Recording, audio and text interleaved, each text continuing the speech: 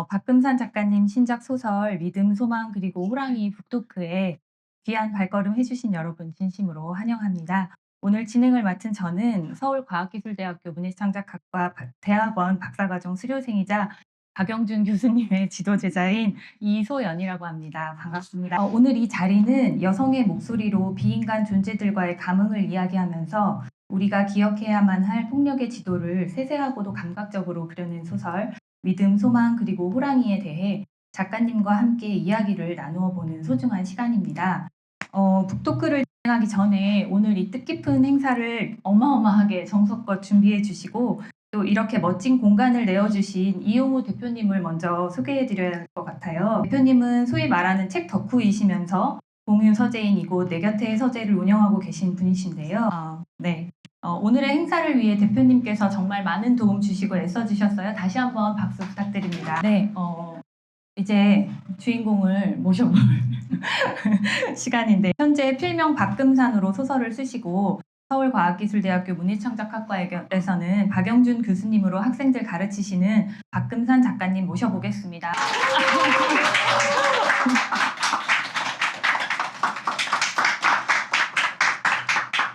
안녕하세요.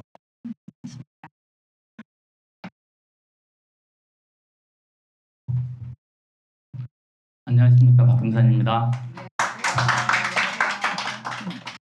네, 반갑습니다, 작가님. 먼저 이 자리에 와주신 분들께 간단히 인사 한 말씀 부탁드립니다. 우선은 내 곁의 서재 너무 감사드리고요. 내 곁의 서재에서 그 말씀을 안 하셨는데 저분이 어마어마한 팔로워를 거느리고 계시는 영향력 행사자이십니다.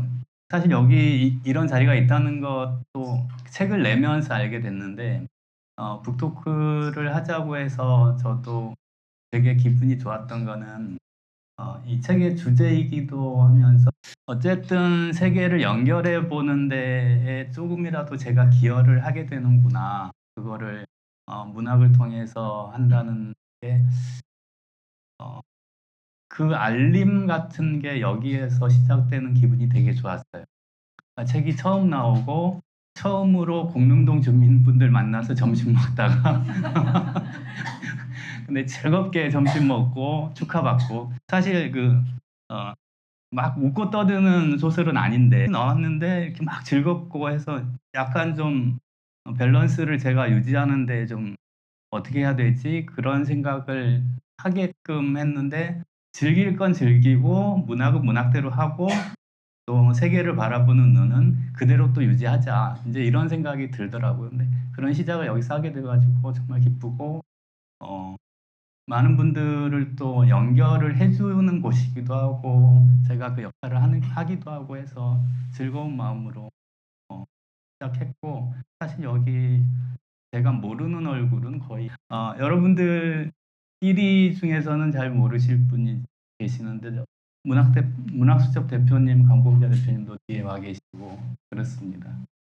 저 뒤에서 흐뭇하게 웃고 계시는 반갑습니다. 일단 새 소설도 나왔고 또 9월 2학기 개강도 해서 무척 바쁘실 것 같은데요. 어떻게 지내시나요? 공릉동 주민분들 만나시면서. 사회자께서 제 지도 학생인데 이렇게 뭐 격식을 갖추니까 저도 너무 어색해가지고 질문이 뭐였죠? 요즘 뭐 하면서 지내시는지요? 제가 책을 낸 이후로 세어보니까 10번째 책이더라고요. 소설책으로만. 그래서 제가 깜짝 놀랐어요. 늘 책을 내느라고 쫓기고 뭐 책을 낸 이후에 그 책에 대해서는 어떻게 해보지 못한 채 또 다른 작품을 쓰고 늘 그래왔었는데 이번 책은 어렵기도 했었고 시간도 많이 걸리기도 하고 뭐 그랬는데 이 책을 낸 이후의 액션이 좀 필요할 것 같다라는 좀 예감 같은 걸 제가 좀 했거든요. 쓰면서도. 그리고 책을 쓰면서 이 책이 출간되고 나면 어떻게 해야겠다라는 어느 정도 좀 플랜도 좀 가지고 있었거든요. 근데 그 플랜이라는 게 뭐 어떤 그 행동이라기보다는 어느 분한테 책을 읽어달라고 요청을 해서 그분하고 대화를 해야겠다. 어디에 계신 분을 찾아가서 이 책에 대해서 안내를 하고 의견을 들어야겠다. 이제 그러고 나면 더 이 책 자체가 가지고 있는 두께가 두꺼워지겠다.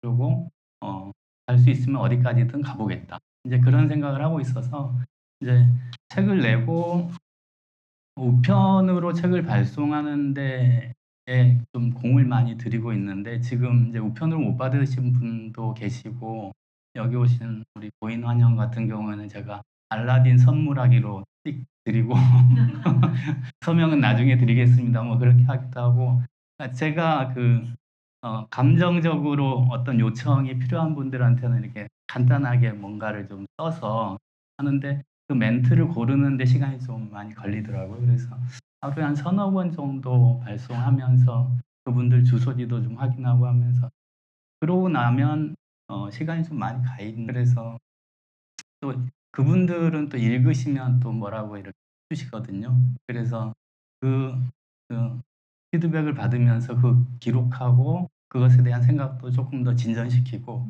이제 그러고 있는 중입니다. 그러면은 불특정 다수의 독자들, 얼굴을 모르는 독자들의 반응에 대해서는 혹시 좀 살펴보셨나요? 요즘은 개인 블로그라든지 SNS 잠을 못 자요. 검색하시느라고요? 아니 색을도 안 올라오는데 계속 검색하는 거예요. 아 정말 이 디지털 없는 세계로 가고 싶다. 막 그런 욕망이. 그래서 유일하게 전화기를 던져놓고 외출하는 게 강아지 데리고 산책 갈 때. 그럴 때는 전화기를 그 산책에도 집중을 해야 되니까 늘 전화기를 놓고 다니는데 그 시간이 좀 행복해요. 예상치 못한 답변이었어요. 나는 그런 거 전혀 상관없는 사람이다. 이렇게 말씀하신 그렇게 얘기할 수도 있었죠. 그러면은 이미 제가 좀 조사를 해봤는데 이미 다 보셨을 리뷰일 수도 있을 것 같은데 또 모르시는 분들 계시니까 제가 조금 소개를 해봐드릴게요. 또 일부러 제가 구매자 리뷰를 또 좀 드려봤습니다. 교보문고 구매자 리뷰에 이런 글이 있었어요. 즐겁게 읽었습니다. 동물 환상 그리고 역사 겹겹을 넘나드는 상상까지 마치 아피차퐁의 세계를 마주하듯 이런 리뷰 있었는데 아피차퐁 아시나요? 제가 그런 리뷰 때문에 알게 된 사실들이 많아요. 네, 그럼 모르시는 분들을 위해서 저도 아피차퐁이 잘 몰라서 찾아보니까 이분이 태국의 대표적인 영화 감독이고 각본가인데 굉장히 실험적이면서 좀 예술성을 겸비한 그런 독창적인 작품으로 유명하신 분이시더라고요. 아마 소설을 읽어보신 분이시라면 충분히 공감이 되는 리뷰이지 않을까 싶은데요. 아피차퐁. 네. 한번 봐야겠네요. 여기 내 곁에 서재 때문에 바르도의 링컨이라는 책도 알게 됐어요. 네, 맞아요. 여기 이용우 대표님께서는 또 인스타에 그 히스토리가 아닌 허스토리, 맨부커상 수상작이죠. 바르도의 링컨이라는 책이 생각날 만큼 창의적이고 독창적인 소설이다라고 또 글을 남겨주셨어요. 쓱 훑어보더라도 네. 어쨌든 일단 긍정적인 반응이 많은 것 같아요. 어떻게 네. 만족하시나요? 좋은 얘기만 듣겠습니다. 근데 저는 사실 조 교수님께서 이번 책에 되게 많은 공을 들이셨고 또 고민하시던 과정을 좀 지켜왔었기 때문에 고생하신 만큼 이 작품이 좀 좋은 반응 얻었으면 좋겠다 많이 응원했었는데요. 리뷰를 읽어보면서 좀 덩달아서 기분이 좀 좋아지더라고요. 네, 앞으로 더 많은 독자들에게 이 책이 사랑받았으면 좋겠다 그런 생각이 들기도 했어요. 아주 훌륭한 지도제자죠. 지금부터는 좀 진지하게 소설에 대한 내용을 이야기를 좀 해보려고 해요. 여기 책을 읽어보신 분들도 계시고 또 아직 못 읽으신 분들도 계실 거라서 저는 가급적 소설의 큰 틀에서 질문을 드려볼 예정이고요. 잠시 후에 질의응답 시간에 준비되어 있으니까 혹시 궁금한 점 있으시면 잘 기억해 두셨다가 작가님께 직접 질문해 주셔도 좋을 것 같습니다. 이번 소설을 아주 러프하게 정리를 해보자면 소설의 판타지적 상상력과 역사적 맥락을 조화시켜서 여성들을 중심으로 전개시킨 서사다. 이렇게 말씀드릴 수 있을 것 같은데요. 판타지, 역사, 여성 중심 서사 이 각각의 키워드만으로도 장르가 될 수 있는데 믿음, 소망 그리고 호랑이 이 소설 안에서는 다 이게 어우러져 있으니까 어느 키워드 하나도 다루기가 쉽지 않으셨겠다는 생각이 들었어요. 그래서 우선은 이 소설의 시작이 어느 지점부터였는지 또 믿음, 소망 그리고 호랑이는 어떻게 탄생하게 된 소설인지 여쭤보고 싶습니다. 사실 엄청나게 예상된 질문인데 그래서 좀 어렵기도 하고 그러니까 시작이 매우 분명하거든요. 근데 그 시작을 이야기하면 너무 좀 세속적인 것 같고 그래요. 왜냐면 어느 날 지금 고인환 선생님도 와 계시는데 노근리 평화문학 포럼의 지정 토론자로 요청을 받고 노근리는 살아있다라는 백서가 한 1000페이지 가량 되는 그 백서를 읽고 제가 지정 토론을 해야 되는 거예요. 근데 보니까 어마어마하게 개인이 노력을 해서 미국 클린턴 대통령의 입에서 공식적으로 리그렛이라는 사과의 표현을 오피셜하게 받아낸 그런 사건이 있었더라고요. 사실은 노근리하고 매학리를 헷갈릴 정도로 저는 잘 몰랐어요. 매학리는 그 미군 공군 사격장이거든요. 근데 노근리가 거긴 줄 알고 뭐 그랬는데 알면 알수록 참 어이없는 그런 일인데 그 어이없는 일을 당한 피해자가 계속해서 진정서를 내가지고 미국의 사과를 받아낸 거. 그러니까 미국이라는 나라의 그 정체는 사과하지 않는 나라잖아요. 그 나라는 아무리 그 자기 잘못을 했다고 하더라도. 근데 사과를 받아냈다는 게 이게 너무 신기하기도 하고 이 자체가 어떻게 가능하지? 이제 그런 의문으로 되게 존경의 뜻을 가지고 토론을 하고 거기 알게 됐는데 거기 관계자께서 소설이 부족하니 소설을 한 편 쓰면 어떠냐라고 하시더라고요. 그래서 그래 그럼 내가 큰 거 한번 하자. 큰 건 한번 하자. 속으로 그러면서 정말 그 작가로서의 그냥 세속적인 명예를 위해서 그래 한번 하자. 문제 없다고 하니까 하자. 그랬는데 있더라고요 소설이. 그리고 그 있긴 있는데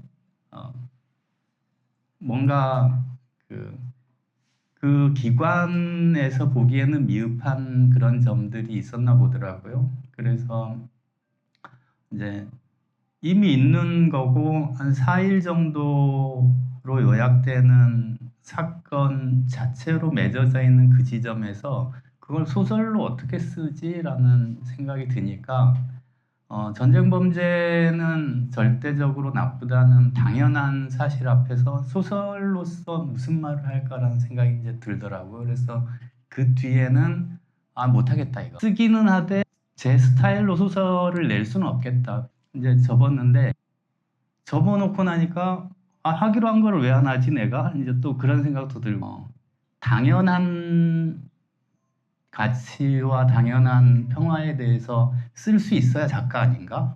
또 이제 그런 묘한 그 반감 같은 건 그걸 못하면서 작가라고 할 수 있니? 뭐 이제 이런 생각도 좀 들고 뭐 근데 그 전에 제가 젠더 밸런스에 대해서 이제 계속 그 탐구를 하고 제 나름의 실천의 방법들을 개발을 하고 또 언어를 찾아가고 이제 그러던 과정이었는데 전쟁 범죄가 극단에 있다면 일상의 사소한 폭력이 또 하나의 극단이겠다. 둘을 연결하자. 그게 할 수 있는 길이기도 하겠다. 그러면서 두 개를 연결을 하는데 그러는 와중에 이제 여기 와 계신 고명철 형 같은 경우가 한국 작가들한테 필요한 게 뭔지 너 잘 생각해 보자 우리가 그런 얘기를 하고 거대 담론에서 빠져나가려고 하는 한국 소설의 특징이 있으나 소설의 분량 중에 거대 담론과 관련된 것들이 있으므로 어떻게든 방식을 찾아야 되지 않겠느냐 뭐 이제 이런 조언을 하고 비평가니까 뭐 아무 조언이나 다 하겠죠. 하는 건 소설가니까 말이 쉽지 그게 돼? 내 속으로 그러면서 고명철이 있으니까 그러면 4.3이나 해볼까? 근데 말이 너무 건방지죠 제가. 근데 사실은 오랜 고민을 가지고 있고 그 고통을 공감하는 데 절차를 거쳐왔으니까 지금은 그거나 해볼까? 이런 말이 있는데 제가 책이 있으니까 할 수 있는 말 같아요. 근데 작가로서의 사건을 바라보는 그 지점에서 이제 그럼 4.3의 고통을 확장을 하자. 그리고 다른 고통들을 잊자. 이러면서 그렇지만 다른 작가가 안 한 걸 하자. 작가한테는 참 많은 조건들이 있는 것 같아요. 뭘 쓰자, 뭘 쓰자, 뭘 쓰자. 근데 다른 작가가 안 한 방법을 찾아야 돼. 이제 그런 것들을 생각을 하다가 그러니까 전지구적으로 가장 거대한 폭력으로 상징화되어 있는 홀로코스트를 물론 이제 그 시오니스트들이 벌이고 있는 어떤 전쟁의 형태들 때문에 전체가 그 새로 생각되기도 하고 홀로코스트에 대한 담론도 좀 지형도 바뀌기도 하고 그 담론 지형에 있어가지고 홀로코스트를 생각을 안 할 수가 없어서 한국을 이야기하는데 유대계 시선으로 바라보면 이 한국은 어떻게 보일까? 이제 그 생각이 문득 들었어요. 그래서 그러면 기왕에 시작한 거 한번 크게 한번 가보자. 그래서 태어나기 자체를 그 유대인 공동체가 가장 큰 바르샤바부터 시작해 볼까? 이제 그런 생각을 해가지고 이렇게 그림을 이렇게 그려왔는데 어쨌거나 도식적으로라도 소설이 도식적이라고 평가를 받는 것에 겁먹지 말자. 어차피 예술은 도식이고 인인데 그 인의를 얼만큼 설득력 있게 하느냐가 문제지 도식이라고 욕을 먹을 건 아니다. 그래서 이제 짜는데 바르샤바에서 시작해서 상하이 거치고 오키나와 거치고 이제 다시 태평양 거쳐서 이렇게 올라오는 그 루트를 짰거든요. 근데 그걸 짜고 나니까 너무 허황된 거예요. 소설이 붕 뜬 거예요. 그래서 은리 쓴다더니 내가 이러고 있네. 그래서 아 이게 말이 되나? 이제 그리고 유대계 후손들의 삶을 다루다 보니 창세기의 문제가 저한테 왔었고 그리고 막 이제 섞여가지고 한번 생각하고 나서 당연해지면 그것에 대해서 말하는 것도 뭐 그게 뭐 이상해 이건데 진흙으로 두 인간을 빚었는데 한 인간은 릴리트고 한 인간은 아담인데 우리가 알기로는 한 인간은 아담이고 한 인간 하와인 것처럼 마치 이제 그렇게 인식이 돼 있는 그 창세기 구절들 그러니까 릴리트라는 캐릭터를 활용한 그 페미니즘에서의 이론들 이런 것들에 대해서 계속 공부를 하고 이러면서 당연히 받아들여지고 나니까 릴리트의 후손들을 쓸까 이제 이런 저런 이제 생각들을 했거든요. 그러다가 동시대 소설의 한 특징이기도 한 게 여성 인물들의 계보를 이렇게 잇는 게 하나의 또 특징이기도 하고 제가 남성 작가이긴 하지만 그래도 그 어렵겠지만 내가 하는 게 어렵겠지만 한번 해보자. 해보고 안 되면은 그때 가서 또 다시 생각하자 그랬는데 유대계의 후손으로서 이어지면서 제주까지 올라가서 다시 해서 대전 6.25를 대전에서 만나는 그 사건을 짜는데 짜놓고 너무 허황되고 붕 뜨고 그런 이야기에 이게 되나 이랬는데 어쩌다가 또 관련한 문건을 뒤지다가 알렉산더 피터스라는 인물이 제주도에 왔다 간 기록이 나왔어요. 그게 이재수의 난 때예요. 이재수의 난은 제주에서는 1901년인가? 영철이 1901년? 그때인데 그때 알렉산더 피터스라는 사람이 이재수의 난을 목격한 게 아니고 이재수의 난 그 시기에 프랑스 출신의 신부가 제왕 노릇을 하는 걸 보고 와요. 그 기록이 있어. 그래서 이 사람은 누구지? 하고 추적을 해보니까 제가 짠 유대계의 이동 경로하고 똑같아요. 러시아에서 태어났는데 양친이 다 유대계인데 러시아에서 태어났는데 러시아의 유대인 박힌 포그롬이라고 하는 거 그걸 피해서 나오는데 유럽을 거쳐서 로 가거든요. 그 인디아에서 다시 일본으로 갔다가 일본에서 스톡에 건설 노동자로 가려고 출발하려다가 하기 전날 개종을 해요. 개신교 교회에 가가지고 내가 개종을 하겠다고 선언을 하고 목사님한테서 이렇게 갔는데 이름을 바꾸는데 그때 알렉산더 피터스라는 이름을 바꿨거든요. 그리고 그 다음날 이제 배를 타려고 하는데 그 독일인 알렉산더 목사님이 새로 이름을 지어준 알렉산더 피터스한테 너 한국에 가서 성경책 팔지 않을래? 그때는 목사가 아니었고 성경책을 파는 임무를 가지고 근데 어쨌거나 살아야 했으니까 그래서 일본에서 나가사키에서 한국으로 이제 들어오는 거죠. 그러니까 부산으로 왔는지 제물포로 들어왔는지는 잘 모르겠으나 근데 이분이 엄청난 언어 천재여가지고 한국어를 금방 배워요. 그리고 그때 당시의 용어로 그 백정이라고 부르는 계층, 그 계층에 침투해가지고 성경책을 어마어마하게 잘 봐요. 근데 이분이 보니까 성경책이 신약만 있는 거예요. 신약에 몇 개. 이러면서 성경인 거야. 근데 유대계이기 때문에 구약이 있어야 되는데 신약만 있는 게 이게 성경인가? 이제 그런 생각을 하는 거죠. 이제 막, 시간이. 아니요. 계속 해주셔도 될 것 같아요. 굉장히 아니, 제 소설이 아닌데, 지금 이건. 근데, 사실, 어쨌든 연결할게요. 근데 이분이 그걸 하다가, 아, 나 목사가 되고 싶네. 왜냐면 성경책을 팔러 다니니까 급이 낮잖아요. 그래서, 나 그 선교사 자격증을 따야 되겠다 그랬더니 선교 활동하시는 분한테 얘기를 했더니 그럼 미국 가서 공부를 해라. 근데 러시아에서 태어나고 영어도 못하잖아요, 사실. 근데 한국에 들어온 외국인 그러면 영어를 잘할 것 같잖아요. 알렉산더 피터스고. 근데 영어를 못하거든. 근데 영어를 배워 미국에 가서터 같은데 아마 지역이 미네소타일 거예요. 위스콘신주. 거기 가가지고 신학교를 나와가지고 그때도 시민권을 따지는 못했거든요. 근데 너 시민권 따려면 거기 필리핀 가서 사역을 해야 돼.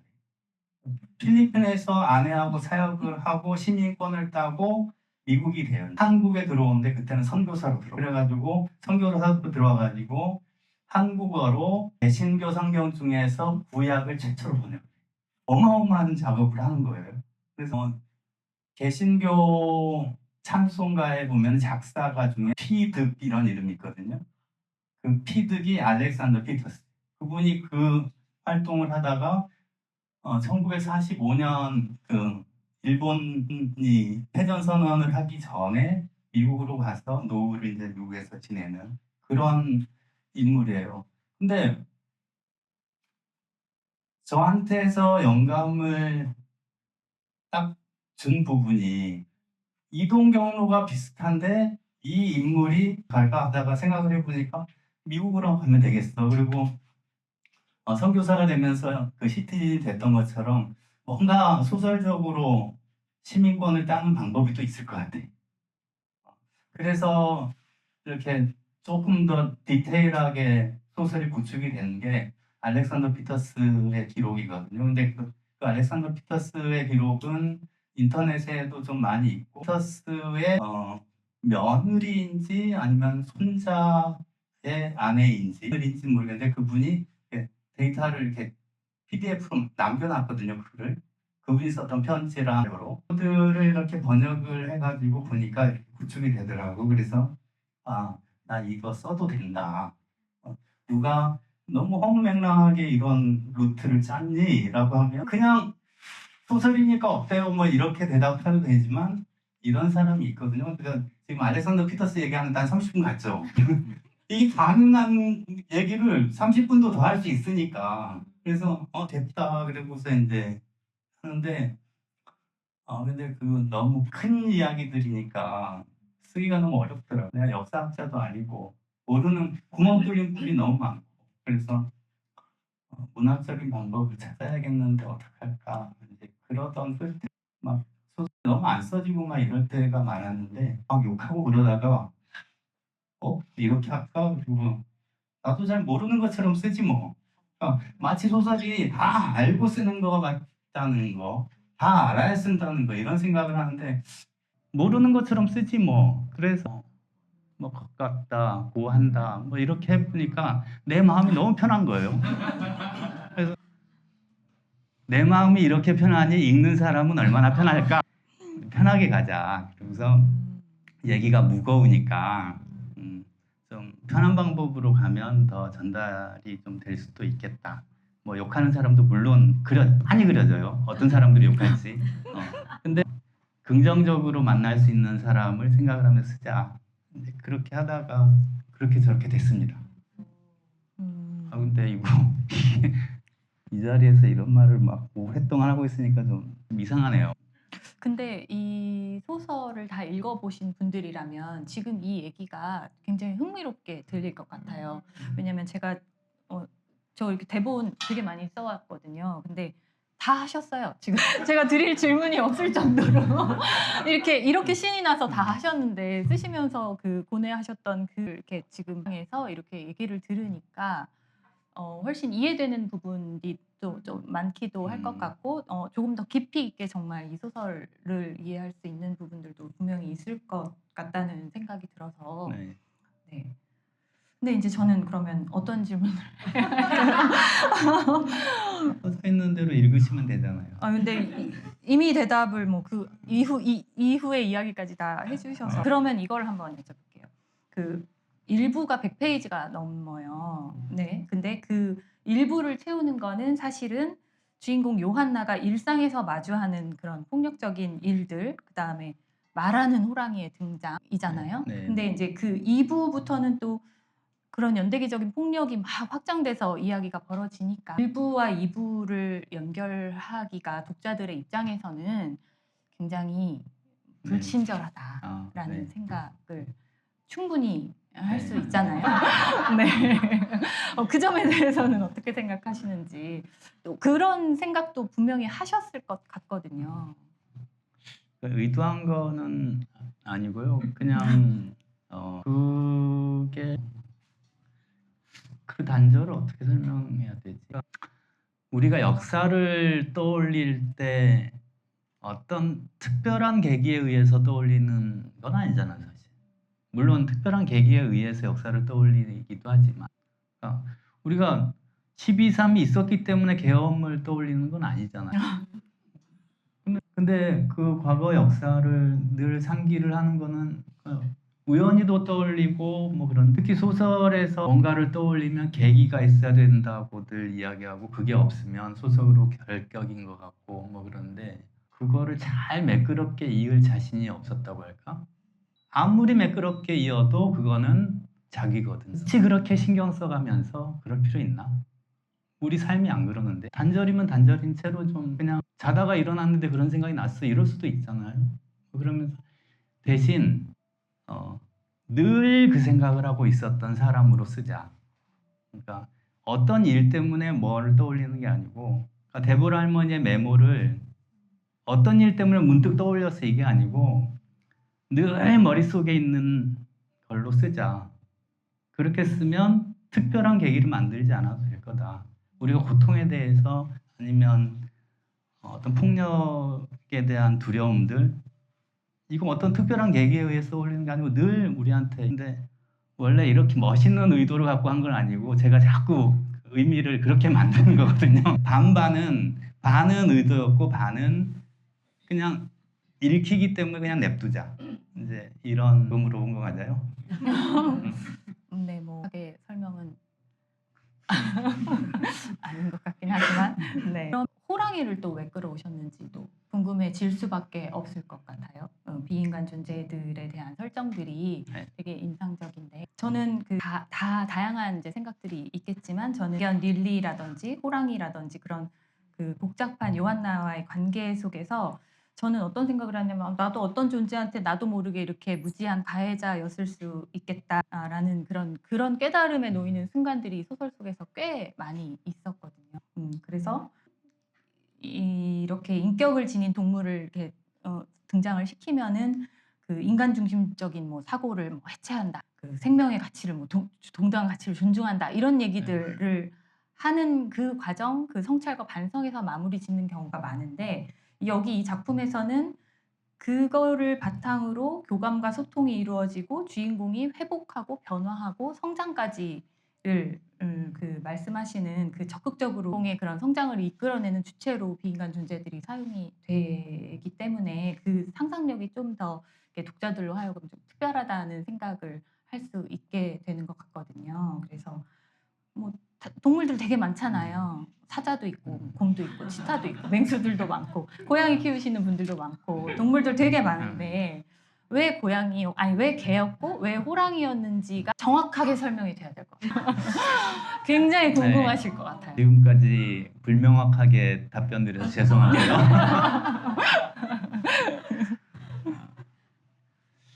그러니까 호랑이를 떠올리는 계기는 제가 문학수첩에 처음 연재할 때 첫 장면이 호랑이가 찾아온 장면이었거든요. 호랑이가 찾아와서 문을 두드리는 걸로 시작을 했는데 그때 제 의도는 전쟁 폭력과 일상 폭력을 정치시키는 거 이제 이거를 주안점이었기 때문에 그리고 젠더의 역전 이제 이런 것들을 늘 이제 고민을 하던 터라 호랑이를 문득 떠올리고 호랑이를 이야기하면 늘 남성적인 거, 용맹한 거. 한국 문화 전통에서는 웅녀 그러면은 곰은 사실 엄청 포악하고 강력한 존재인데 어리석은 존재인 것처럼 또 성별적으로 남녀 관계를 맺으려고 그렇게 해석하는 것들도 많고 근데 성별이 여였으면 어떻게 되지? 내가 그 생각을 문득 했어요. 이제 그건 이 소설을 쓰기 위해서 생각한 건 아니고 평소에 그 젠더에 대해서 젠더 밸런스를 고민을 할 때 늘 그렇게 한번 질문을 해봤어요. 여성이었으면 어떻게 되지? 동굴 안에 있었던 두 여성이었을 텐데 그 생각을 했거든요. 그래서 그냥 대표적인 여성 제 구상 안에 있는 어떤 여성 그게 이제 저한테는 호랑이로 그 호랑이는 한국적인 정서에서는 어떤 전통적인 뭘 가지고 있잖아요. 그리고 이제 서구 전통을 보니까 교황이 그 사자를 북유럽에 데려가 가지고 동물의 제왕으로 만들더라고요. 원래는 다 곰이 큰 문양이었고 네, 어원이 베어에서 기원하고 또 뭐 추방당한 곰이라는 제목의 책도 있는데 곰을 숭상하던 그를 교황이 가서 기독교가 가서 핍박을 하면서 문양을 사자로 다 바꾸는 이제 그 작업을 하더라고요. 그러면서 호랑이는 원에서 아시아 이쪽에서 존재하는 그러한 캐릭터이고 그래서 이제 지구적으로 대별했을 때 아시아를 이제 생각을 하고 곰하고 다른 동물로서의 호랑이 뭐 이제 이런 생각을 하고 근데 왜 호랑이인지는 명확하지는 않아요. 근데 어쨌든 호랑이를 하니까 재밌었어요. 팬서 막 이럴 수는 없잖아요. 제가. 재미있는 걸로 호랑이 이렇게 이야기를 좀 해보자. 그리고 호랑이는 유교 전통에서 권력자들을 엄청 혼내는 그런 존재로 나오잖아요. 그러면은 대체로는 정서적으로 남성인 것처럼 인식이 되는데 그 성별을 여성으로 하는 거 이게 한국 사회에 전통적으로 흘러왔던 젠더 밸런스를 맞추는 키워드의 하나로서의가 존재할 수도 있겠다. 우리가 가지고 있는 호랑이 많은 호랑이 이야기에 그 호랑이를 여성으로 이렇게 치환하자. 지금 성별이 안 정해져 있으니까 그 호랑이들은 연안 박지원이 호질에서 나오는 그 호랑이가 그냥 막연히 남성일 거라고 짐작하는 거 이거 말고 그걸 여성으로 보면 우습게 여기고 하는 그 존재들이 더 강력해지는 거 아닌가? 저는 이제 그런 발단을 시작을 할 수도 있겠구나 하는 어마어마하고 야심찬 계획을 했죠. 굉장히 명확한 것 같은데요. 소설이 잘 되려다 보니까 요즘 캐대언에 굉장히 지금 국중박에서 그 기념품을 못 살 정도로 인기가 많다는데 소설이 호랑이가 등장함으로 인해서 좋은 반응이 있었으면 좋겠습니다. 바람하지 않습니다. 젠더에 대한 얘기 계속 하시는 것 같은데요. 이런 폭력 속에서 왜 여성들이 살아낸 이야기에 이렇게까지 주목을 하시나요? 너무 원초적인, 너무 좀 그 대답도 역시 너무 명확한데 답변을 하면 제가 너무 구체해지고 세속적이 될 텐데 하루써 쓸 수 있는 전략입니다. 그냥 시원하게 말씀드릴게요. 남자 이야기 써가지고 요즘 누가 소설을 읽어요. 이거는 이 시대를 살아가고 있는 작가로서 촉수에 의한 나도 살아남아야지. 또 너무 그런데 이렇게 솔직하게 말씀해 주시니까 질문드린 제가 좀 죄송스러운데요. 그런데 그러면서 많이 배웠으니까 저 솔직하게 말씀드릴 수 있어요. 안 그랬으면 못 배울 걸 너무 많이 배웠어요. 정말 안 그랬으면 몰랐을 거예요. 근데 이 시대의 압박에 의해서 작가가 밀려가지고 캐릭터를 그렇게 구축을 했는데 하고 나니까 되게 자유로워졌어. 여기에서도 그냥 쉽게 나 살아야 되니까 작가로 남자 써서 어떻게 바로 사냐 요새 이런 말을 할 수 있을 정도의 학습은 됐어요. 큰 학습. 그래서 자신 있게 고개로 그냥 쫙 밀고 나가시는 응원합니다. 아까 형식에 대한 얘기, 것 같다와 고한다. 그것도 잠깐 언급을 해주시기는 했는데. 근데 어제까지 좀 시간 정해놓고 해야 되는 거 아니에요? 자연스러운 것 같아요. 아니 자꾸 어려운 질문들이 계속 오는 거 같아요. 저도 지금 준비한 거 하나도 못했어요. 아니 왜냐면 어제 사전에 잠시 뵀었는데 말을 좀 맞췄었거든요. 근데 전혀 저희의 계획대로 흘러가고 있는 것 같지가 않아서 저도 이제 좀 긴장이 좀 풀리는 것 같고. 네, 그래서 어쨌든 새로운 시도. 네. 어려우셔서 그렇게 썼다고 아까 말씀은 하셨지만 네. 어쨌든 익숙한 소설의 형식은 아니잖아요. 그런가요? 그렇죠. 네. 그래서 네. 네, 저는 그거를 어떻게 봤냐면 약간 일종의 파편적인 쓰기 전략. 짧은 단락이나 문장들이 모여서 이렇게 전체적인 서사를 만들잖아요. 그래서 네. 또 책 뒷표지에 보면은 또 그 이경수 평론가님께서 갈기갈기 찍힌 분열의 형식이다라는 표현을 또 써주시기도 했는데 그 기존에 읽기에 익숙해진 독자들의 호불호가 좀 무섭지는 않으셨는지 그것도 좀 궁금했어요. 굉장히 도전적이셨던 것 같아서요. 아니 소설가가 뭘 무서워해요. 그냥 하는 거지 뭐. 네.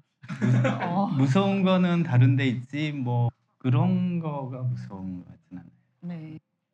그렇군요. 네. 그럴 네. 수 있을 것 같아서요. 네, 그 사실은 이 문학적인 방법들은 시에서는 많잖아요, 대체로. 시는 찢어놓고. 근데 소설은 막 흘러야 된다고 강박을 하고. 근데 이래도 흐르는 제 머릿속에는 흐르니까. 근데 시적인 방법들을 좀 제가 좋아하기도 하고. 솔직히 말씀드리자면 이 책은 제가 오늘 이제 안 해도 되는 때 출간한 책이거든요. 할승지는 다 했어요, 이제. 책을 이제 안 써도 돼요, 소설을. 직장에서는.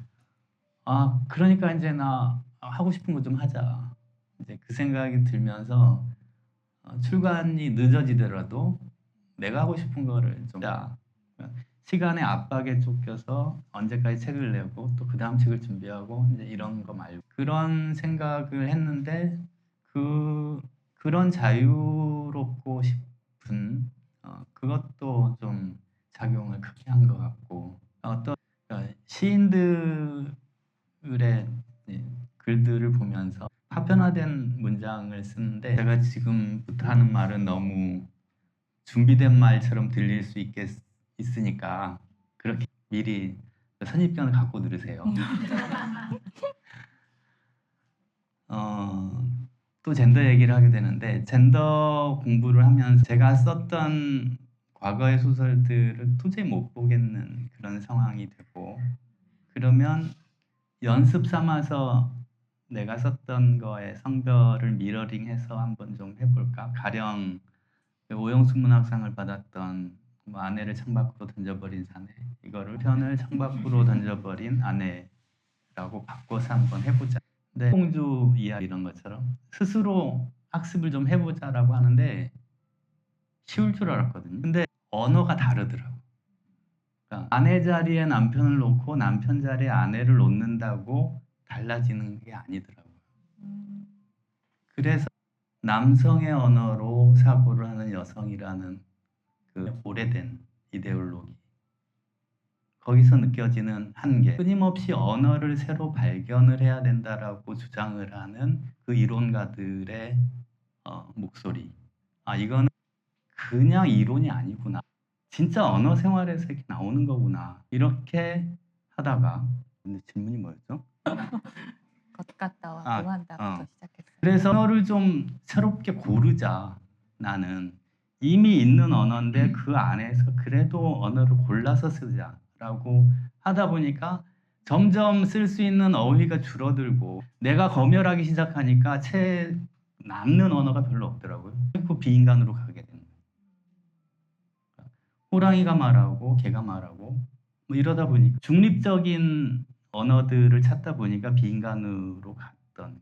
그리고 굳이 연결하려고 애쓰면서 도식화하지 않게 되고 그냥 소설에서 안 했던 뭐 것 같다, 고한다 이런 걸 반복적으로 하면서 그냥 그 뭔가 좀 전복하고 언어를 찾고자 하는 노력에서 시작된 거라는 저 안에 이제 내적인 믿음이 있어요. 그래서 계속해서 언어를 개발하고 새로운 언어를 찾아야만 하는 거는 세상이 새로워지지 내 언어가 새로워질 이유가 없고 근데 나는 문학하는 사람이니까 언어를 좀 새롭게 하면은 세상이 조금은 달라질 거다라는 그런 신뢰감 작용을 한 것 같아요.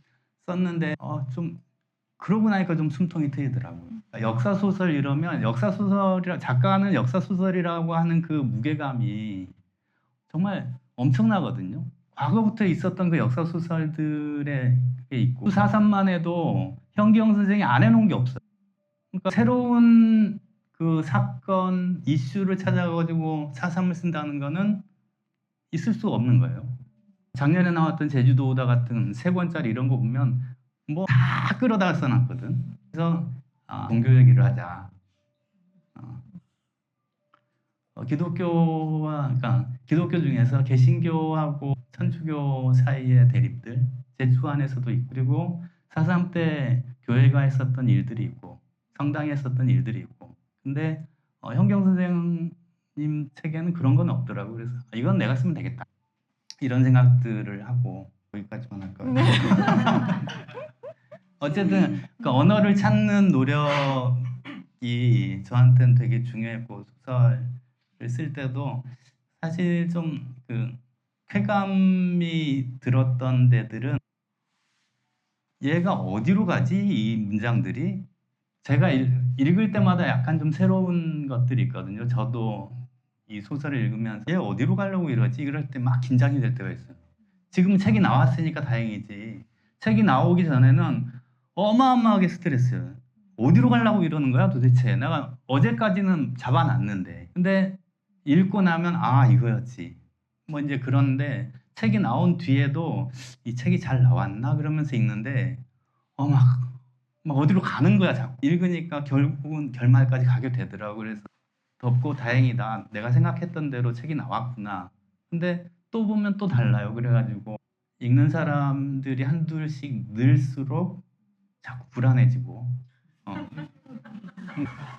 지금까지는 좋은 말들 많이 해주셨는데 지금은 초창기니까 좋은 말씀들 하실 텐데 그런 긴장 상태가 지속되는 것 같습니다. 언어를 찾으시려는 새로운 시도에 대해서는 좀 긍정적인 느낌이었던 게 그 여러 버전, 그러니까 이 소설을 제가 정말 데보라 한국인 할머니라는 제목이었을 때가 있었어요. 그래서 제가 이 제목은 절대 안 된다고. 웬 데보라 한국인 할머니? 제가 좀 그런 말씀을 드렸었던 그런 초창기 버전에서부터 제가 이 소설을 많이 봤었는데 그 것 같다와 고한다의 등장은 한 최종본 나오기 한 전전 버전부터였던가요? 아마 그때서부터 그 시도가 좀 들어갔었던 것 같아요. 근데 처음에는 그게 굉장히 많이 반복이 되어서 오히려 좀 더 헷갈리는 그런 좀 느낌이었었는데 최종본에서는 그 뭐뭐인 것 같다. 이거는 이제 그 주인공이 의심하고 추측하고 달이 조금 더 증폭이 되고 그다음에 뭐 한다. 이런 거는 이 시대를 사는 주인공은 그 과거의 일을 다 듣는 것밖에 할 수는 없으니까 이런 식으로 지금의 세대가 그 과거를 기억하고 이렇게 이런 식으로 전해져 내려오는 거니까 이런 시도는 굉장히 신선하고 또 재밌겠다. 저는 그렇게 생각을 했었기 때문에 네, 이런 질문을 드려본 거였고요. 시간이 많이 흘렀으니 오늘 참석해주신 분들의 질문도 좀 받아보는 시간을 가졌으면 좋겠어요. 어떤 질문이라도 좋으니까 손을 들어주시면 제가 마이크를 전달해드리도록 하겠습니다. 고대 출신이니까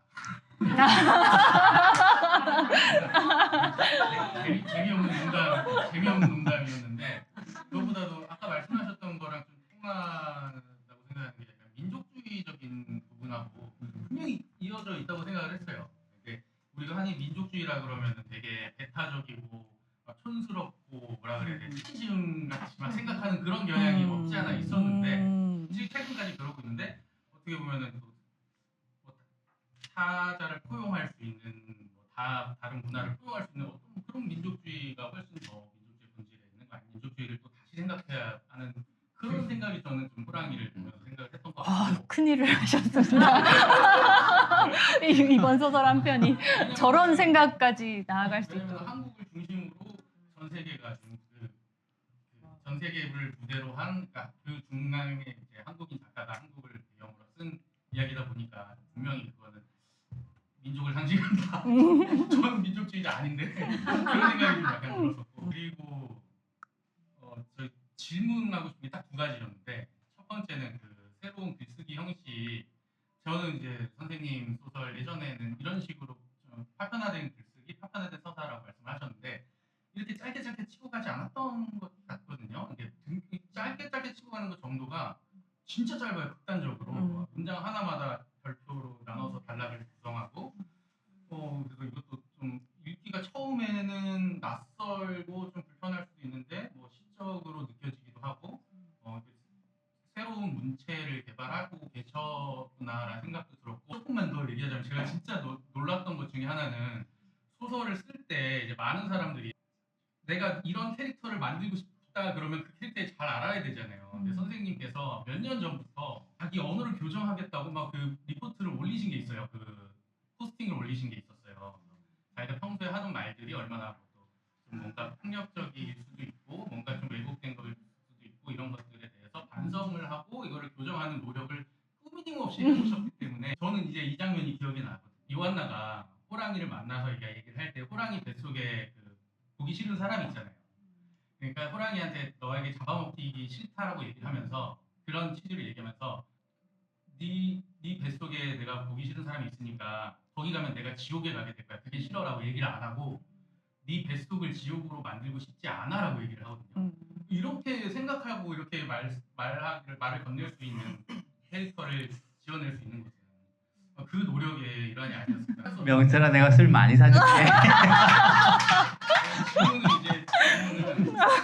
질문? 말이 많아서 죄송합니다. 이 질문 이제 드리고 싶은 질문은 두 개였는데 하나만 질문할게요. 이 문체를 새로 개발하신 건데 어쨌든 이 무기를 계속 쓰실 건지 아니면 다음 작품에도 이 베이스에서 더 이쪽으로 가실 건지 아니면 자 요거 해봤으니까 여기선 여기 완성이다 하고 다시 원래 베이스로 돌아서 다른 걸 개발하고 싶으신지 차기작에서 어떻게 하실지 뭐 아직 모른다고 하시겠지만 지금 마음은 좀 어떤 기분이신지 그런 게 좀 답이 준비돼 있어요. 사실 짜고 하는 건 아닌데 저분도 제 제자입니다. 그러니까 말을 해야 저도 좀 이제 실천을 할 거기 때문에 이제 그래도 사람들이 모였을 때 하면 좋을 말. 다음 소설은 제가 한 1년 전부터 하고 다니는 얘기인데 식물이 주인공인 소설을 쓸 거거든요. 언어의 문체를 어떻게 할 건지는 그 식물이 가르쳐 줄 거예요. 멋있지? 네, 그 식물이 가르쳐 주는 문체를 받아서 다음 소설 쓰겠습니다. 저는 오늘 너무 솔직하셔서 책이 잘 팔리면 계속 네. 시도를 하고 아니면 돌아가련다 이렇게 말씀하실 줄 알았는데 굉장히 설레는 답변이었던 것 같아요. 다음 질문 또 받아볼까요? 질문 좀 해보시죠. 제일 앞에 앉아서 크게 말씀하세요. 네, 갑작스럽게 질문을 드리게 됐는데 기왕 하게 된 거 저도 술 많이 얻어먹고 싶은 마음에 우선 저의 감상은 아까 이제 감상을 조금 먼저 말씀드리면 저도 이제 소설 쓰기를 해본 사람 입장에서 이 책을 읽으면서는 되게 호랑이 등에 엎혀서 책을 읽고 있다라는 그런 느낌을 많이 받았거든요. 굉장히 이제 성큼성큼 이렇게 넓은 보폭으로 이야기를 이렇게 뛰어다니는 그런 이제 넓은 활동 반경의 소설이고 또 그런 짧은 단락들 간의 충돌 같은 것도 되게 파격적이고 재미있어가지고 그런 마음을 느꼈던 것 같다가 저도 이제 소설을 쓰면은 그런 생각을 하거든요. 내가 만약에 토끼 등에 엎혀서 토끼 등에 타는 소설을 쓰면은 딱 그 정도의 보폭만 가진 소설을 되게 안정되고 정돈된 소설은 쓰는데 나는 결국 토끼 등에 타 있었구나 이런 생각을 할 때가 있었는데 박금산 작가님의 소설은 되게 넓고 멀리 보고 굉장히 활동적이고 술값 많이 나가시겠네요. 제 지도학생이에요. 지도학생이고 소설가 박하신이라는 사람이거든요. 그런 느낌을 받았다라는 말씀을 먼저 드리고요. 저는 이제 그러니까 그런 또 호랑이 등에 탔다라는 느낌이 좀 용맹함과 사실 저는 살짝 연관이 지어서 생각이 들었어요. 어떻게 보면은 긴 실제로 존재했던 또 상흔이 있는 역사를 다루다 보니 굉장히 어깨가 많이 무겁고 위축되고 부담을 가질 수 있는 일인데도 이렇게 써 가셨잖아요. 그런데 그런 계보 안에서 우리는 보통 되게 한국 소설 안에서는 되게 픽진하고 어떤 사실주의에 되게 천착한 이야기들을 많이들 쓰게 되는데 그런 진중함이랄지 그런데 이 소설은 굉장히 또 어떤 면에서 상징주의적인 면모가 또 있고 그래서 그런 숨통을 이렇게 트겠다라는 생각으로 그런 상징주의적인 소재와 이야기를 넣으신 걸까라고 저는 추측을 했는데 그래서 어떻게 그거를 좀 기존의 역사 소설의 계보에서 살짝 탈피를 하셨는지 좀 그런 질문일까요? 좀 드리고 싶었습니다. 그런 계기 같은 거. 제가 의도한 건 아니고 그냥 어쩌다 보니까 이렇게 된 것 같아요. 어쩌다 보니까 그 역사 소설론에서 제가 기억하는 것 중에 도식화되어 있는 이론은 그러니까 역사의 메인 캐릭터가 소설의 메인 캐릭터인 시기를 고전 역사 소설이라고 한다. 근대 역사 소설은 역사의 마이너 캐릭터들이 소설의 메인 캐릭터로 등장한다. 그럴싸나요? 뭐 어떻게 이론과 이론까지 얘기하면 저기 인환영이 갑자기 너무 가스롭게 웃으셔가지고 리즘 평론가인데 루카치 역사 소설론에 나오는 그 이제 중요한 요체인데 그러니까 어쨌거나 마이너한 존재를 메이저로 올리는 그런 작업을 기획을 했으니까 그리고 우리 근대 역사 소설이라는 그럴 의무도 좀 있고 그런 생각을 그 당위로 하고 있으니까 그렇게 된 것 같아요. 아까 호랑이 얘기는 그 길게 말씀드렸으니까 그래서 그런 존재가 똑같은 우리가 알고 있는 상식선상에서의 미러링 갖고는 통하지 않을 거다. 이 세계를 조금이라도 감동적으로 바꾸려면 그래서 어쩌다 보니 사람을 삼켰다가 뱉어내는 그런 상상을 하게 됐고 사실 애초에 출발할 때는 걔 죽었어요. 햄버거 던지면서 그 못된 짓 하는 그 캐릭터는 처음 소설에서는 처음 버전에서는 죽었어요. 근데 이번에 있다가 죽었죠. 이번에 있다가 죽었는데 이래가지고는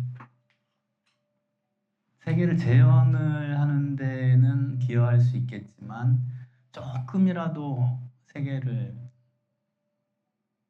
바꾸는 데에는 기여할 몫이 없겠다. 이제 그 생각을 하니까 어떻게 하지 그럼?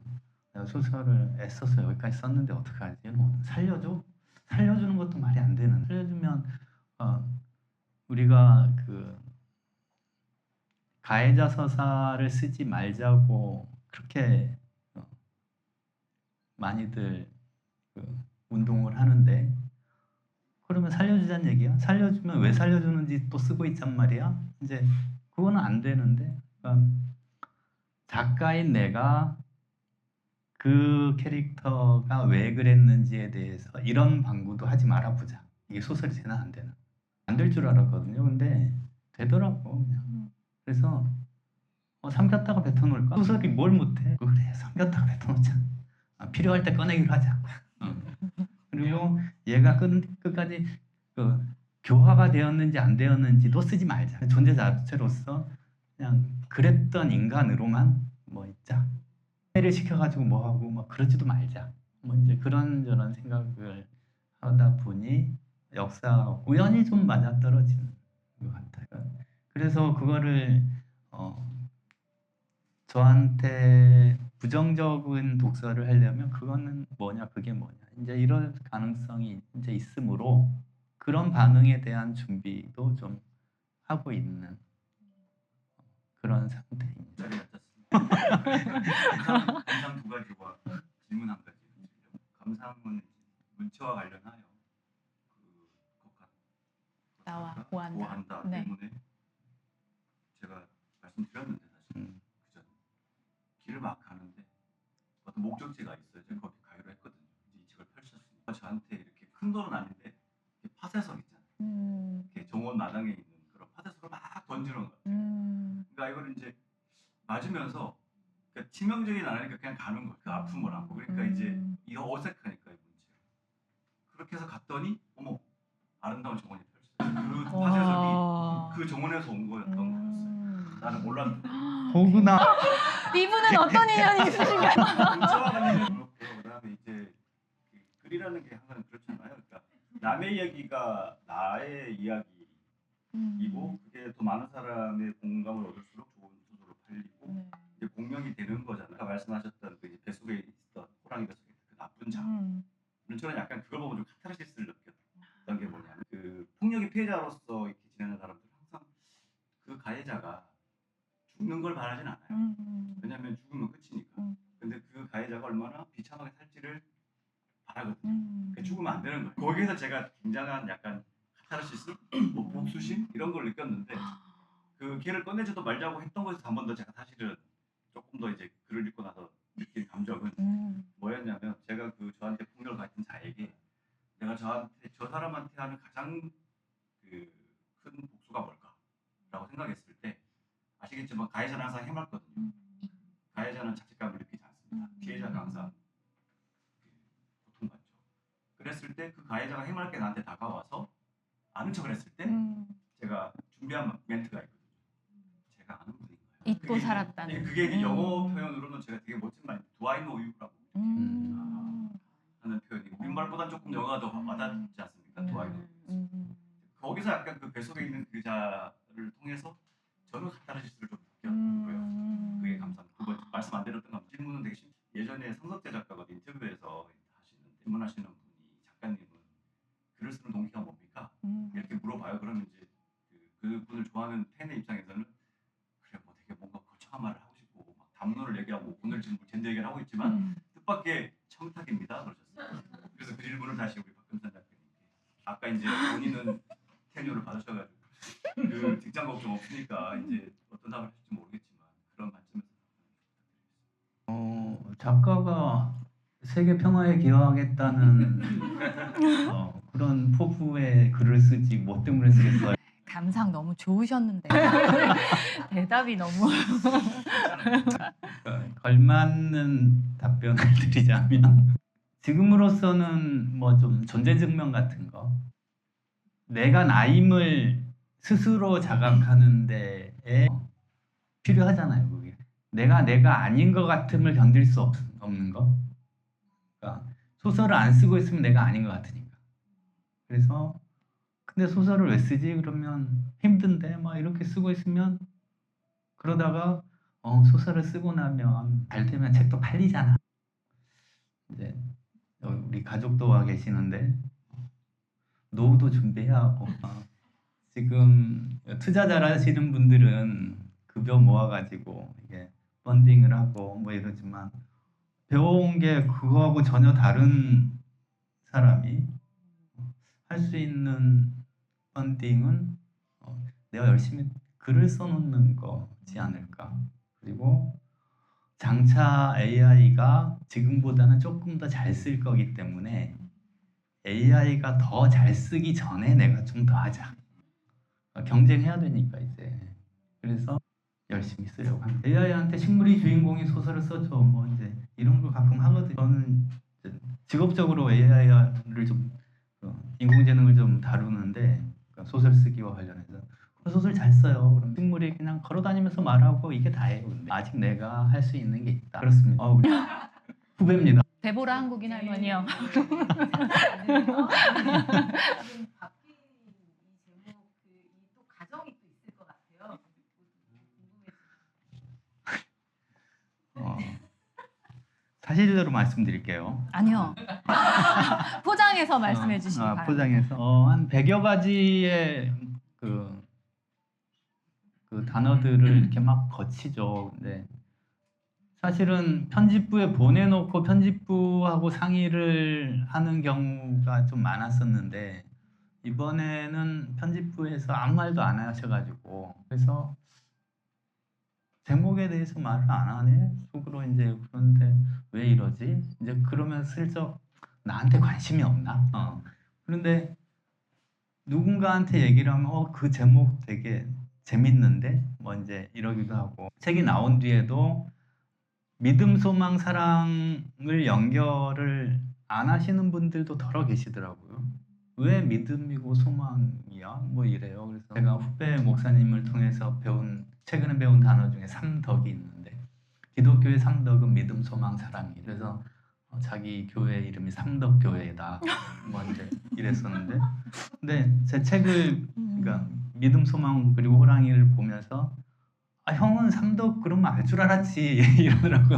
근데 삼덕이라는 언어는 그때 이제 배웠고 그런데 오근리 평화문학 포럼에 소설을 쓰는 과정에 발표를 하는 경우는 아마 별로 그런 사례가 없을 텐데 제가 한번 요청을 했어요. 소설을 다 쓴 줄 알고 그 주최 측에서 그 소설에 대해서 얘기 좀 할래요 이러더라고. 아니요 소설이 아직 안 끝났다고. 근데 쓰는 과정인데 나 발표 한번 해보고 싶다 그랬더니 하고 싶은 대로 하라고. 그래서 호랑이 얘기 햄버거 먹는 호랑이를 떠올리고 이제 그게 지금처럼 조금 더 판타지로 가기 이전 버전에 리얼리즘 버전에 있을 때 굉장히 괴로웠어가지고 가서 그때 발표할 때 가제가 호랑이를 어쩌지 물음표였어요.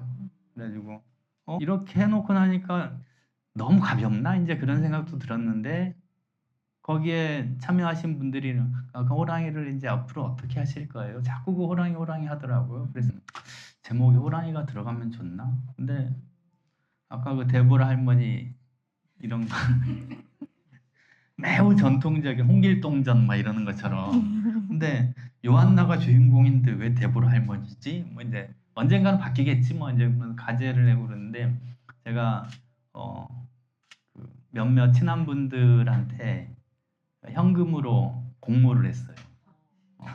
10만 원을 걸고 이분이 여러 개를 하는데 막 하면서 그 중에 하나 있더라고. 그래서 믿음, 소망 그리고 호랑이 이거 뭐 괜찮은 것 같은데. 그래서 이 소설에 보면은 사랑, 유의, 폭력 이게 믿음, 소망, 사랑의 변주로서 사랑, 유의, 폭력. 성경에서 믿음, 소망, 사랑을 이야기한다면 나는 그 생명의 씨앗들 혹은 우리 만남의 관계들을 종류를 사랑, 유의, 폭력이라고 범주화할 수 있겠구나. 이제 그런 생각을 하면서 세상의 관계들을 보니까 실제로 좀 그런 카테고리로 유형화할 수 있겠다는 생각이 들더라고요. 그래서 그랬는데 그거하고 또 라임이 좀 맞으니까 믿음, 소망 그리고 호랑이 괜찮네. 10만 원 드렸어요. 술값으로 다 썼습니다. 저는 기독교 신자, 저는 사실 불교 신자거든요. 근데 이번 소설을 읽으면서는 그 사랑의 자리에 호랑이가 들어가는 게 저한테 그냥 왔어요.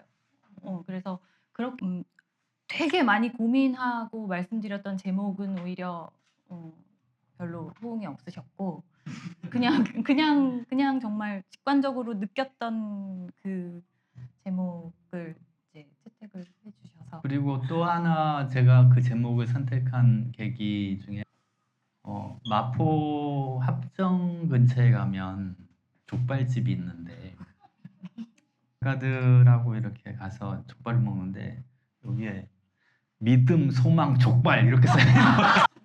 보면서 청년 사장님들이 저건데 저게 문학인데 막 그랬던 적이 있거든요. 근데 이 제안이 들어왔을 때 믿음, 소망, 족발 딱 이게 그 경쾌함이 저한테 오더라고요. 그래서 나도 좀 가벼워지자. 근데 짓고 나니 가벼워지고 다른 분한테 이제 제목이 너무 가볍지 않나? 그랬더니 믿음, 소망이 들어가는데 어떻게 가볍겠니? 뭐 이제 이러더라고요. 그렇더라고요. 우리 집 식탁에서 나눈 대화였습니다. 네, 시간이 사실은 계획되어 있었던 시간이 바로 지금인데 아직 프로그램이 좀 더 남아 있어요. 그 말씀을 좀 그 오늘 감사한 발걸음 해주신 평론가님들께 그 작가님께서 미리 좀 한 말씀 부탁을 드렸었다고 하시더라고요. 그래서 일단 그 믿음, 소망 그리고 호랑이 작품 해설을 써주시기도 하신 그 문학평론가이시자 광운대학교 국문과학 고명철 교수님을 네, 소개해드리면서 그 작가님과 어떤 인연이 있으신지 그리고 또 해설 부탁 받으셨을 때 느낌이 어떠셨는지 이번 소설에 대한 감상도 좀 말씀해 주시면 감사하겠습니다. 네. 마이크를 드릴까요? 마이크를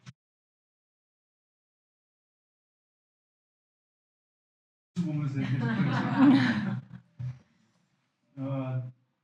사실 박금산 작가하고 그렇죠. 어떤 작가가 이렇게 등단 초기작부터 늘 비평가는 또 저 말고 비평가도 와 계십니다만 가장 비평가가 제일 하고 싶은 것 중에 하나가 어떤 작가하고 계속 같이 옆에서 보면서 그 작가가 어떤 길을 가고 있는가를 좀 죄송한 추적 관찰을 하는 거죠. 그래서 좀 심하면은 가서 아주 난선 비판도 하고 좀 심하면 이런 소설 쓰지 말아라.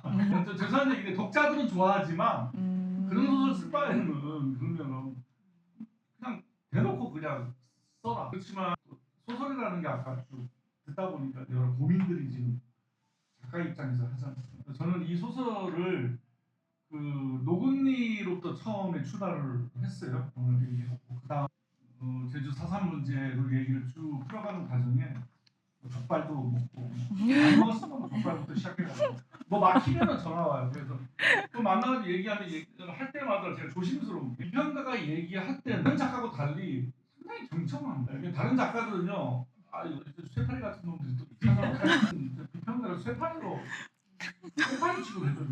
근데 이 박금산 작가는 되게 경청을 해요. 그래서 무슨 얘기하는 게 좀 조심스럽습니다. 뭐 얘기를 하면 뭐 그냥 흘려버려도 되는 말을 계속 곱씹으면서 이게 분명히 박금산 작가한테는 해로움도 줄 수 있을 텐데 근데 오늘 얘기를 들어보니까 상당히 그 내공이 있는 작가군요.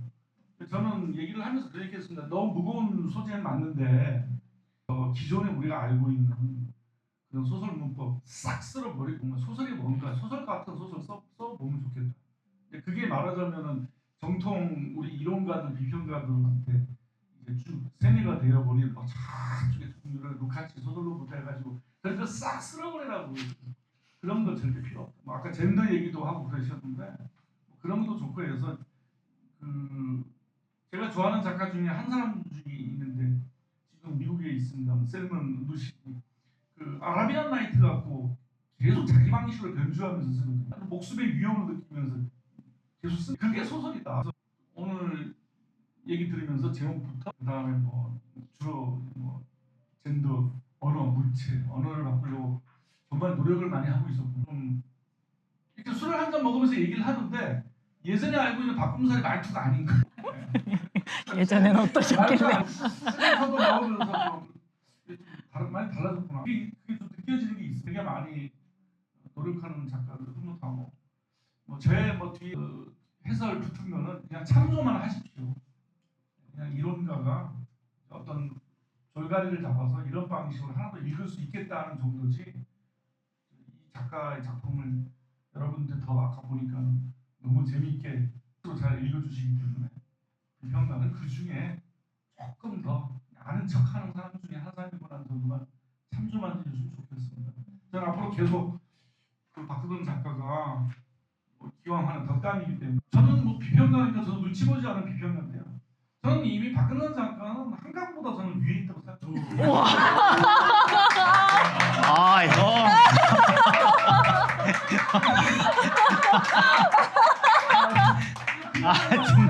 가장 유럽 애들이 좋아하는 작가가 한강이에요. 작가의 작품이 어떤 방식으로 그 친구들에게 다가갈지 모르겠어요. 되게 불쾌할 거예요. 저는 그거를 아마 저쪽 친구들도 알아낼 것이다. 그 가운데 대단히 이번 소설이 아까 뭐 실험적 모험을 하고 있다고 그러잖아요. 상당히 저는 앞으로 좀 묘한 어떤 기시감이 있는데 향후 한 상당히 박근수 작가 이 작가의 요 제목이 어떤 방식으로 좀 달라질 건데 저쪽 소개될 때 상당히 그쪽에 적지 않은 설왕설래가 될 수 있는 왜냐하면 그 소재가 그래요.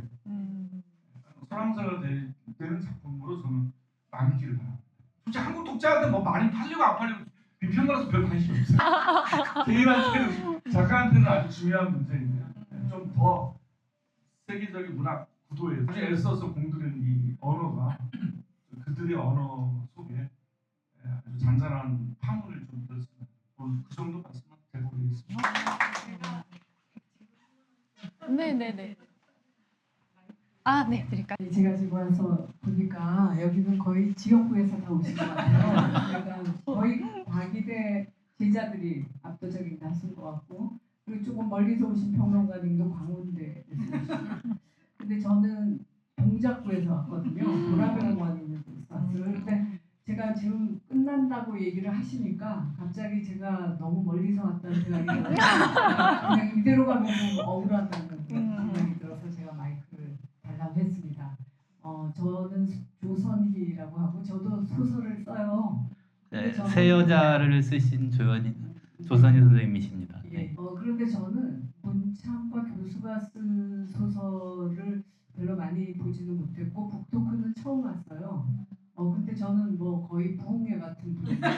문창과 교수는 굉장히 이점이 많구나. 그런 생각도 들고 또 하나는 박금산 교수가 굉장히 인기가 많은 분이구나. 기자들한테 사랑받는 분이구나. 뭐 이거 정도 하기도 했고 그래서 제가 여쭤보고 싶은 거는 저는 그 아까 소설 쓰는 저는 그 문창과 교수가 소설 쓰는 이유가 학교에서 승진 이런 문제가 있는지 진짜 몰랐어요. 저는 정말 뜻밖이었어요. 정말 신선한 충격이었어요. 이제 승진을 하려고 했기 때문에 이번에는 자유롭게 쓰셨다 이제 이렇게 얘기하셨는데 제가 지금 여쭤보고 싶은 거는 문창과 교수가 소설을 쓰실 때는 굉장히 부담스럽지 않을까 싶어요. 저 같은 민간인은 아무 상관이 없는데 그냥 자유롭게 제가 쓰고 싶은 거 쓰면 되거든요. 근데 아까 자유롭다고 얘기할 때 자유로울까? 문창과 교수가 소설을 쓰면 이거는 학생들은 이걸 교재로 받아들이지 않을까?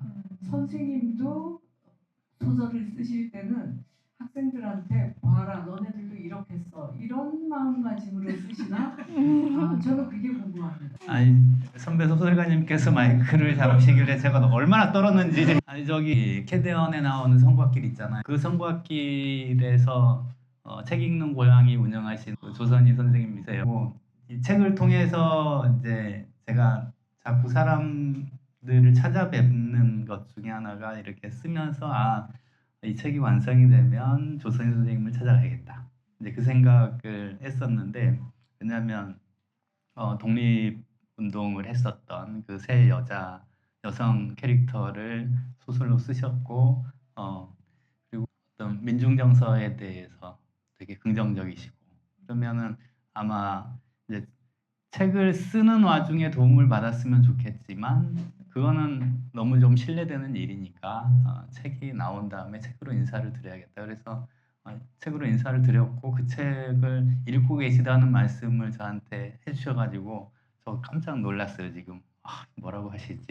다들 팬인 것 같은데 나는 다르게 얘기할 건데 이러셔가지고 근데 문창과 교수면 교재로 사용될 거다라고 하는 거는 세간의 착각입니다. 문창과 교수가 소설을 쓴다고 학생들이 그걸 읽지는 않습니다. 그 사실을 확인하는데 10여 년 걸렸습니다.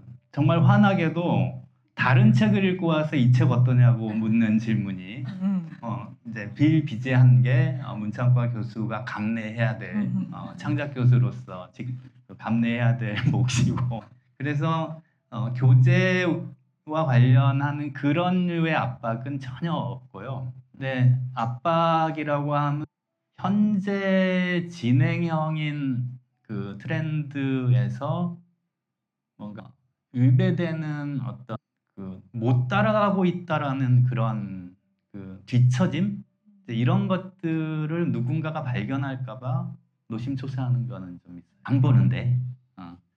그래서 안 보는데 뭐 어때? 근데 그래서 그 학생들을 염두에 두고 소설을 쓰지는 않는데 사실 내가 이만큼 쓰니까 너네 이만큼 써야 돼 이런 생각은 뭐 꿈도 안 꾸고 할 수도 없을 뿐더러 학생들이 워낙 글을 잘 쓰니까요, 문창과에서는. 근데 그런 압박이 전혀 없는 상태에서 그냥 편하게 말씀드리자면 젠더 이슈에 걸리지 않을까. 그게 가장 압박이 커요, 사실은. 제 성별이 이러다 보니. 그래서 생존을 위해서 학습을 하고 그러다 보니 사회가 뭔가 요청하는 대로 변화의 길을 겪고 있는 것 같기도 하고. 근데 만족스럽고 그게 제가 그러면서 학생들을 만나는 방식이 조금 더 편해졌고 그런 정도입니다.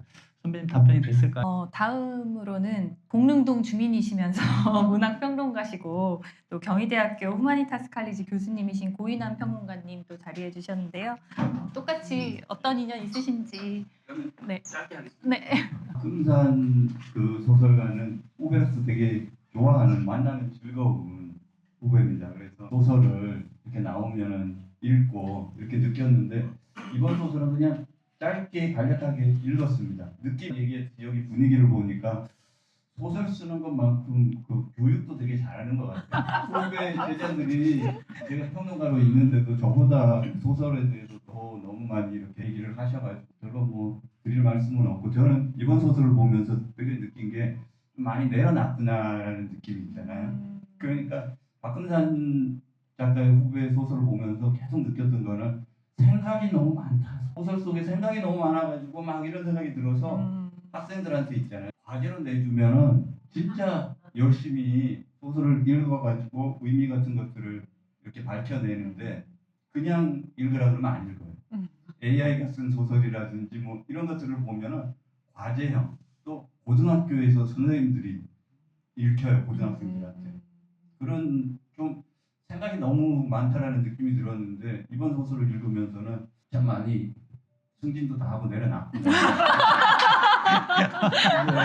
그리고 진짜 이 솔직함이 너무너무 좋아. 소설 쓰면서 말을 그냥 뭐 나는 뭐 평화를 위해서 뭐 이런 게 아니라 생계를 위해서 뭐 이런 거라든지 너무 솔직한 부분들이 많이 와닿았는데 이번 소설은 개인적인 생각으로는 좀 뒤에 다큐멘터리 서사가 조금 더 앞으로 이렇게 좀 왔으면 어땠을까. 처음에 읽기가 조금 약간 좀 느슨해서 그런 부분들이 개인적으로는 들었습니다. 저 다음으로는 경희대 문창과 교수님이신 김희도 교수님. 네. 또 동료 교수님으로서 좋을 것 같아요. 네, 안녕하세요. 저는 소설 전공이 아니고 저는 김미도라고 하고요. 저는 연극평론가입니다. 제가 얘기를 하려고 하니까 그 아피차풍 그게 저게 나온 거예요? 리뷰? 네. 근데 저 그 느낌을 받았거든요. 정말 처음에 읽으면 저는 아피차풍 그분이 영화도 만들지만 우리 광주 아시아전당에 와서 연극도 하시고 서울 여기 국립 현대미술관에서 작품 하셨 한 3개쯤 본 것 같아요. 근데 항상 호랑이가 등장하고 밀림 속에서 뭔가 이렇게 눈만 이렇게 반짝이면서 근데 그 작품들이 그렇게 태국인가? 네, 그리고 자기 그 조국의 계속되는 내전 속에서 그런 이제 암울한 또 역사를 다루고 있는데 그런데 막 이제 모호해요. 작품이. 이 작품도 모호하잖아요. 근데 밀림 속에서 이렇게 막 눈을 반짝이는 호랑이 이런 이미지들이 이렇게 근데 그 이미지가 진짜 저 처음 소설 읽을 때 떠올랐었고요. 그냥 여담을 얘기하자면 그 소설 막 쓰고 있을 때거나 초기였을 것 같은데 그때 같은 학기에 우리 둘이서 대학원 수업을 하고 있었고 이수연 선생님 양쪽 수업 다 듣잖아요. 네. 그죠? 근데 저도 홀로코스트를 다루고 있었어요. 국가범죄와 홀로코스트를 다루고 있어서 줄창 그런 책을 읽었어요. 그래서 계속 유대인 학살과 이런 거를 우리나라의 역사에서의 그런 얘기도 하고 그러니까 학생들이 제 수업에서도 그런 책을 읽으면서 막 거의 트라우마가 막 생길 정도로 고통스러워했는데 저쪽에서도 그런 게 있는 거예요. 그래가지고 그 학기에 양쪽 수업에서 막 그 학생들이 그런 책을 막 이렇게 막 읽으면서 너무 정말 트라우마가 생겼다라고 나중에 그 얘기한 학생이 있을 정도로 굉장히 고통스러운 시간을 학생들도 보냈는데 나중에 그래서 이제 우리가 수업 나중에 중단이 됐나? 앞으로는 수업 뭐 할 건지 좀 체크한 다음에 하자 뭐 이런 얘기도 했었고요. 네. 제가 그 수업을 홀로코스트 얘기도 하고 홀로코스트 다른 그런 작품들도 많이 봤고 그런데 우리가 뭐 4.3이나 광주나 이런 게 사실 그 고통의 크기에 비해서는 사실 제대로 된 작품이 거의 별로 안 나왔다. 이거는 이게 쓰기 어려워서 그렇다. 네. 그런 얘기를 했는데 굉장히 그래서 저는 읽어가면서 굉장히 영리한 선택을 했구나. 그러니까 아까도 얘기했지만 본인도 얘기했는데 요한나가 잘 모르는 그 선조들의 역사를 그냥 추측하고 그렇게 가는 그런 방식을 택한 것이 상당히 오히려 픽진하게 이렇게 리얼리즘으로 그린 거를 굉장히 영리한 선택을 해서 그려간 게 아닌가. 근데 보이는 선생님이 하신 것처럼 저도 처음에 너무 느슨해가지고 이따가 전 뒤로 확 가가지고요. 거의 맨 뒷부분에 이렇게 넘겨보니까 거기 이제 그 진짜 이제 기대했던 서사가 이렇게 이제 쫙 나오는 거예요. 계속 궁금하잖아요. 도대체 그 할머니들이 어떻게 살아온 거야 이게 너무 궁금한데 그래서 뒤로 가서 뒤를 먼저 쫙 읽은 다음에 다시 앞으로 돌아와가지고 읽는 그런 방식으로 읽었다는 후기를 말씀드립니다.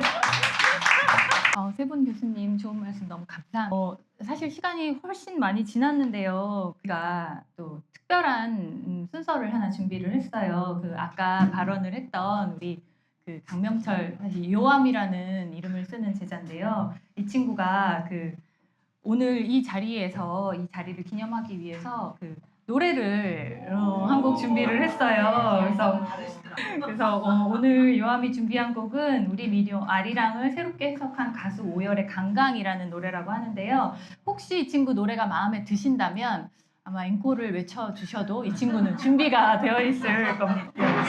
박수 한번 할까요? 네. 제가 내년에 결혼 앞두고 있어가지고 오늘 저기 신부 드레스를 물어봤어요. 급하게 하느라고 저기 세팅을 미리 했어야 되는데 지금 시간이 조금만 주시면은 최대한 좀 이렇게 들려드릴 수 있는 상황을 좀 만들겠습니다. 꺼야 될 것 같은데? 그러면 마이크 쓰죠? 우리가 세팅하는 동안 제가 오늘 북토크 오면 꼭 읽고 싶은 글을 아까 한 1시쯤에 받았거든요. 그거 공유를 좀 하고 싶은데 잠깐만요. 제가 책을 쓰면서 계속 이렇게 하고 싶다 그런 플랜을 가지고 있었다고 했잖아요. 근데 그 플랜 중에 우리 교양대학의 알렉산드로바 교수님이라고 불가리아 출신인데 한국에서 결혼하고 우리 교수님이 계셔요. 그래서 소설 배경이 바르샤바에서 시작되는 이런 루트라 이분 눈에 이 소설이 과연 어떻게 읽힐까? 쓰는 과정에서 좀 점검을 받고 싶은 마음이 정말 컸었는데 그것 역시도 신뢰가 될 것 같고 원고인 상태로 요청을 하기에는 그 정도로 가깝지는 않고 그래서 그런데 제가 책이 출간된 다음에 이러저러 해서 소설에 관심 있는지 소설을 읽으시는지 그러면서 제가 신간 정보를 카톡으로 보냈거든요. 그랬더니 바로 주문하겠습니다 이러더라고요. 그래서 그러라고 한 건 아닌데 그래서 제가 한 권을 들고 찾아가 가지고 그냥 이거는 소설일 뿐이니까 그리고 그분은 전공이 국제정치학이에요. 그러니까 제가 정말 원하는 그런 분야이시기도 하고 그래서 요청을 했는데 며칠 전에 저 북토크를 하게 됐는데 그러더니 언제예요? 이런 날짜만 하니까 오늘은 세미나라서 참석하기가 어렵다고 그러시면서 제가 꼭 독후감을 써서 보낼게요 이러더라고요. 그래서 그 독후감을 기다리는 게 북토크를 기다리는 이 날짜처럼 이렇게 긴장이 됐거든요. 근데 되게 길게 써줄 줄 알았는데 짧게 써주셨는데 근데 여러분들하고 공유도 할 겸 제가 응원받은 그런 되게 좋은 문장이 있어가지고 한번 읽어볼게요. 안녕하세요 선생님. 먼저 책을 읽을 기회를 주셔서 감사드립니다. 낯선 형식의 소설이라 특히 처음에 쉽지는 않았지만 그래서 더 새롭게 다가왔습니다. 보통 글을 읽을 때는 다음에 무슨 일이 일어날지 대충 예감이 있는데 이번에는 그렇지 않아서 오히려 생각을 내려놓고 읽을 수 있었습니다. 주인공이 어느 나라 사람인지 처음에는 전혀 짐작이 안 갔는데 그 때문에 어디서 왔든 결국 느끼는 건 비슷하구나 라는 생각을 했습니다. 저는 동유럽 출신이라 특정 부분에서 그건 우리 같으면 하지 않겠다는 식의 거리감이 생길 수도 있는데 이번에는 그렇지 않았습니다. 오히려 공감되는 마음이 더 많았고 그게 참 고마웠습니다. 저는 전쟁을 연구하는 사람이라 해서 계속해서 다뤄진 폭력과 기억의 문제들이 특히 인상 깊었습니다. 전쟁을 학문적으로만 보던 제 시선이 조금은 달라진 것 같습니다. 이렇게 해서 이제 맺어지는데 저는 오히려 공감되는 마음이 더 많았고 그게 참 고마웠습니다. 이 문장이 되게 울컥했어요. 읽으면서. 아, 내 글이 이런 마음에 가닿는구나. 그래서 이렇게 표현해 주신 이분의 품성은 얼마나 또 따뜻한 분인가 이런 생각을 하면서 오늘 오면 꼭 공유를 해야겠다.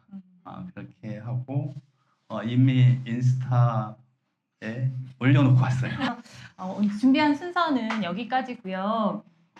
오늘 정말 참석해 주셔서 정말 감사드리고 시간이 좀 예상된 시간보다 많이 지나기는 했는데 네, 조심히 돌아가시기 바라고 혹시 정말로 그 뒤풀이 자리가 네, 있다면 네, 같이 참석해 주셔도 좋을 것 같아요. 네, 오늘 여기 귀한 발걸음 해주셔서 정말 감사드립니다. 감사합니다.